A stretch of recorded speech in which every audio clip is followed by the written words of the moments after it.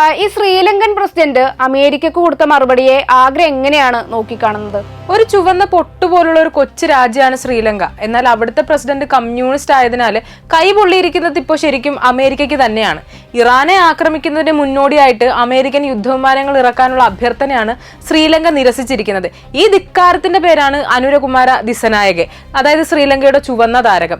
ഈ മാർച്ച് 4 മുതൽ 8 വരെ തെക്കൻ ശ്രീലങ്കയിലെ മത്തല രാജപക്സെ അന്താരാഷ്ട്ര വിമാനത്താവളത്തിൽ യുദ്ധവിമാനങ്ങൾ ഇറക്കാൻ അമേരിക്ക അനുമതി തേടിയതായിട്ട് മാർച്ച് 20, അതായത് വെള്ളിയാഴ്ച പാർലമെന്റ് സമ്മേളനത്തിനിടെയാണ് ദിസനായകെ വെളിപ്പെടുത്തിയിരുന്നത്. ഇറാനെതിരെ അമേരിക്കയും ഇസ്രായേലും സൈനിക ആക്രമണം ആരംഭിക്കുന്നതിന് 2 ദിവസം മുമ്പ്, അതായത് ഫെബ്രുവരി 26-നാണ് ഇത്തരം ഒരു അഭ്യർത്ഥന വന്നിരുന്നത്. എന്നാൽ നിഷ്പക്ഷത നിലനിർത്തുന്നതിനായിട്ട് അത് നിരസിച്ചുവെന്നാണ് ശ്രീലങ്കൻ പ്രസിഡന്റ് വ്യക്തമാക്കിയിരിക്കുന്നത്. അമേരിക്കയ്ക്ക് മുന്നിൽ മുട്ടുവിറക്കുന്ന ഈ ലോകരാജ്യങ്ങൾ കണ്ടുപഠിക്കേണ്ട ഒരു ശക്തമായിട്ടുള്ള മാതൃക കൂടിയാണിത്.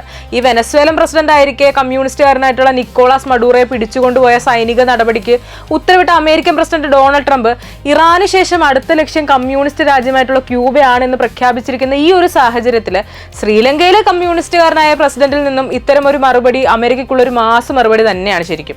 ഈ ജിബൂട്ടിയിൽ നിന്ന് 8 ആന്റിഷിപ്പ് മിസൈലുകൾ ഘടിപ്പിച്ച 2 യുദ്ധവിമാനങ്ങൾ കൊണ്ടുവരാനാണ് അമേരിക്ക ശ്രീലങ്കയെ ബന്ധപ്പെട്ടിരുന്നത്. ഈ മാർച്ച് ആദ്യം ശ്രീലങ്കൻ തീരത്ത് വെച്ചിട്ട് അമേരിക്കൻ സബ്മറൈൻ തകർത്ത ഇറാന്റെ ഐറിസ് ഡന കപ്പലിലെ 32 ജീവനക്കാരെ രക്ഷപ്പെടുത്തിയതും ഇതേ ശ്രീലങ്കൻ നാവികസേന തന്നെയായിരുന്നു. ഈ ആക്രമണത്തിൽ 84 പേരാണ് കൊല്ലപ്പെട്ടിരുന്നത്.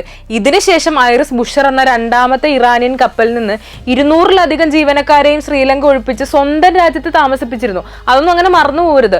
ഇറാന്റെ യുദ്ധക്കപ്പൽ മുക്കിയതിന് പ്രതികാരമായിട്ട് അമേരിക്കൻ താവളങ്ങൾ തലങ്ങും വിലങ്ങുമാണ് ഇറാൻ സൈന്യം ആക്രമിച്ചുകൊണ്ടിരിക്കുന്നത്.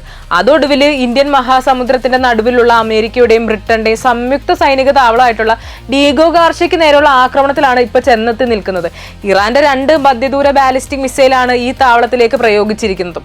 ഇറാൻ ആദ്യമായിട്ടാണ് ഇത്തരം ഒരു മിസൈൽ പ്രയോഗിക്കുന്നത് എന്നതും ഏറെ ശ്രദ്ധേയകരമായ ഒരു കാര്യം തന്നെയാണ്. ഇതോടെ 4000 കിലോമീറ്റർ ദൂരത്തെ ലക്ഷ്യം തകർക്കാനുള്ള ശേഷി തങ്ങൾക്കുണ്ടെന്നാണ് ഇപ്പൊ ശരിക്കും ഇറാൻ തെളിയിച്ചിരിക്കുന്നത്.